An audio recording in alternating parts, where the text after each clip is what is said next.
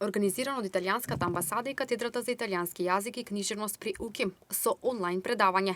10-та недела на италијанскиот јазик во светот. Италијанскиот меѓузбор и слика, графити, илустрации и стрипови.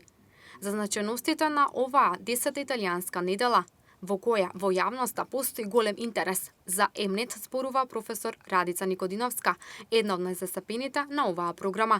Предвидените активности и настани се однесуваат на експресивните форми за валоризирање на италијанскиот јазик преку слика, со посебен осврт на стрипот, графичката новела и издаваштвото на книги за деца и адолесценти. И токму таков наслов носи италијанскиот меѓузбор и слика, графити, илустрации и стрипови. Се одвива под покровителство на председателот на Италијанската република Серджо Матарела, а во организација на Италијанското министерство за надворешни работи и сите позначајни институции кои се грижат, се разбира, за промоција на италијанскиот јазик во светот, во соработка со најразлични институции во земјите каде што се организираат овие настани, така и кај нас, во нашата држава, ќе се одвиваат повеќе настани во рамките на неделата која е предвидена да се одвива од 19 до 25 октомври.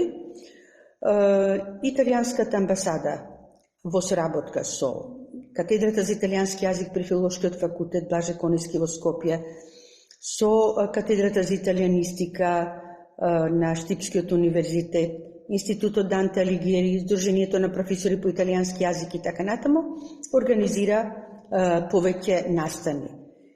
Вчера се инаугурираше неделата, токму со предавањето на еден познат италијански лингвист Лоренцо Ковери.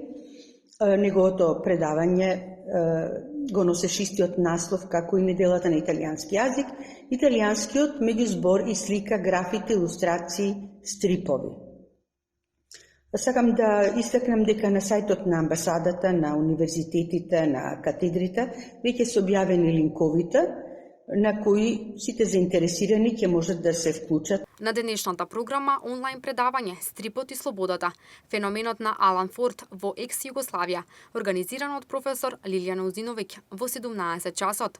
Богата програма со креативно читање и пишување од големите италијански дела.